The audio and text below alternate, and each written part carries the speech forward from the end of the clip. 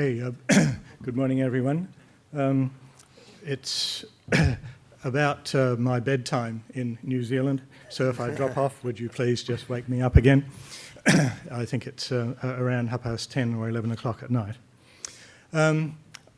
I guess some of my remarks follow on from Oscar Gonzalez Soto in some sense about trying to reduce costs as part of the solution, if you like. But it's not without peril. We've seen significant advances in the technology, especially in the broadband services area, but there's also growing community concern about the amount of energy that's needed to support all of the services and activities that we're proposing. So there's a kind of a trade-off here in trying to invest in new services, new directions, and at the same time coping with what is also seen to be a global crisis in the sense of carbon dioxide emission problems. And you'll see that the carbon footprint, as far as the world is concerned, is not looking good, and so there's a huge pressure on all those that are providing infrastructure, services and so forth to come up with something that will accommodate this issue.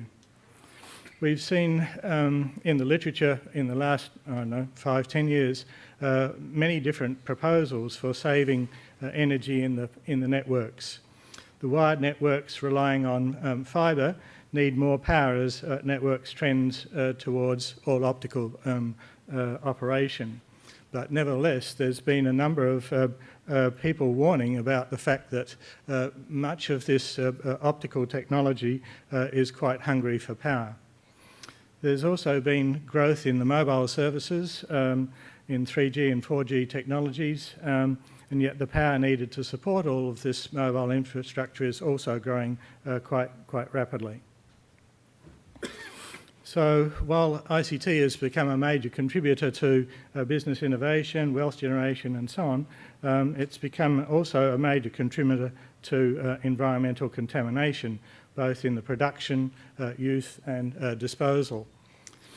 The challenge for the network planner side is in balancing this network resiliency and robustness against the savings in energy and the community expectations. Sun Microsystems Australian New Zealand Chief Technical Officer says that there's a realisation that we just can't continue to put additional servers in and expect the electricity grid is going to continue to provide us with an endless stream of power. So, as has been noted by previous speakers, we've become pretty reliant on ICT and just imagine for a moment if we were to wind back the clock to stop us having all these wonderful mobile phones, iPods, iPads, etc. So it's clear that we need to continue, but somehow we have to do this in a sustainable and a green way to meet the expectations. Earlier this morning we heard about some of the drivers towards putting new infrastructure, new services and things into Rome. I think you can multiply that by most of the international cities. Certainly the same kind of exercise that we see in faraway places like New Zealand, we're still coming to grips with having to do this also.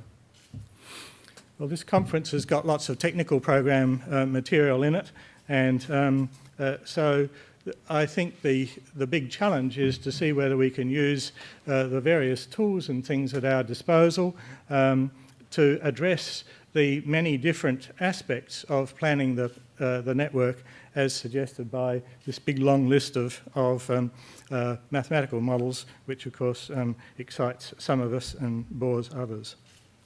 Mobile stations, we've seen that there's a whole host of different approaches to trying to improve the perspective of mobile, both in terms of clever ways of managing power at each of the base stations, to more esoteric things like disguising mobile towers as palm trees. Smart grids, we've had mention of that earlier this morning, but to me the key exercise here is that we need to be able to do the communication and decision support processes for smart grids as cleverly as we possibly can. There's been a large amount of literature on managing the power process, but not so much about the communication protocols and mechanisms that need to be in place to support all of this area.